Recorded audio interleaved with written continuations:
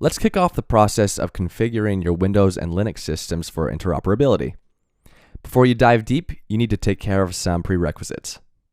The first prerequisite is network connectivity. Establishing the connection between the two systems is the beginning of setting up the systems for interoperability. Let's look at how you can configure and test the connectivity between the two systems. Here is the first system. It is a Windows Server 2012 domain server, and it is running on a virtual machine. The exact process of installing the Windows machine on a virtual machine and promoting it to a domain controller is outside the scope of this course. But if you're curious, you can check out some of our other Windows and IT-related courses which walk through this process in detail. And here is the Linux CentOS machine, which is also running on a virtual machine. The first thing we need to do to prepare for these two systems to talk to each other is to configure their network settings. We want to make sure they are on the same local network, and they can pass network traffic back and forth between them. So first, let us set the IP address of the Linux system. To do that, right-click on the network icon in the system tray and click on this Edit Connections menu. Then select the system ETH0. This is the only network adapter installed in this CentOS machine, and it is a wired connection. Let's click on Edit to edit the network configuration for this network adapter. A new dialog box pops up for editing the configuration for this network adapter. Let's switch to the IPv4 settings tab. Here we have various options to set the configuration for this network adapter. For instance, you can set it to DHCP, in which case this network adapter will get the IP address and other network settings automatically from a central DHCP server. However, for this particular demo, we do not have a DHCP server setup, and we will set the settings manually. Here, let's change the method to manual. Click on Add to add a new IP address. Now, let's specify the IP address which you want to assign here.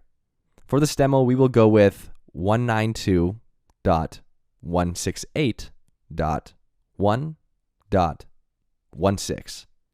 The network mask is 24. To verify you have assigned the right IP address, let's switch to your Windows Server 2012 machine.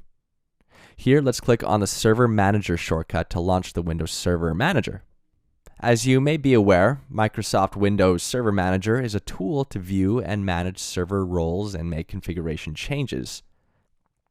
Server Manager allows administrators to manage local and remote servers without requiring physical access to the servers or enabling remote desktop protocol connections.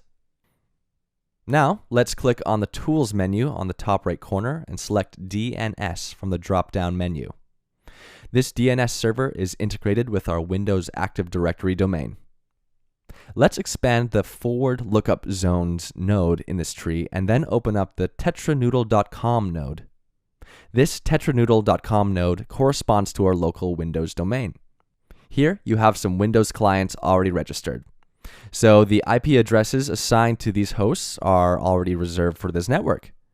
These IP addresses are 192.168.1.254.1.1.1.149. All are reserved, but the rest of the IP addresses are available. Okay, let's close the Server Manager window. To further verify the network settings on this Windows server, right-click on the Windows Start button icon. Click on Run. A new dialog box appears where you can type in any command and click OK to execute it. Let's execute the command cmd to open a new command line window. Here in this command line window, let's type and execute the command ipconfig.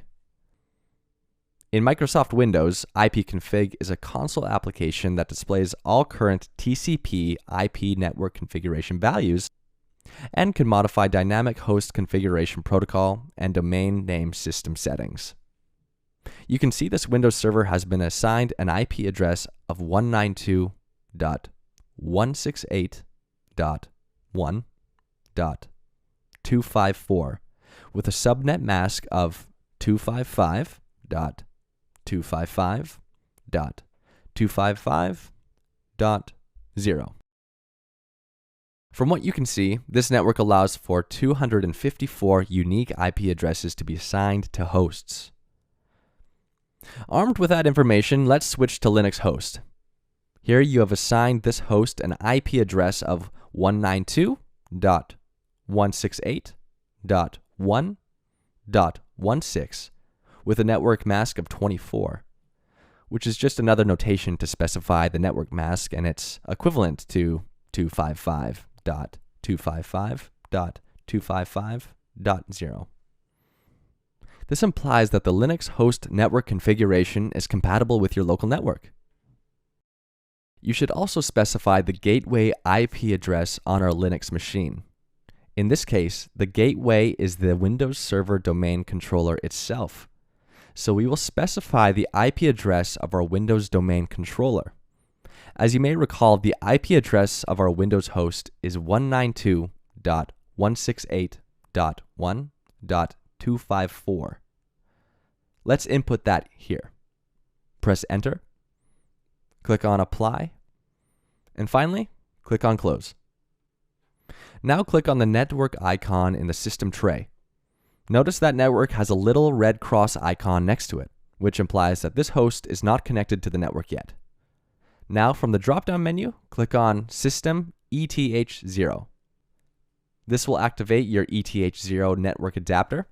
Okay, as you can see, the network state has changed to connected.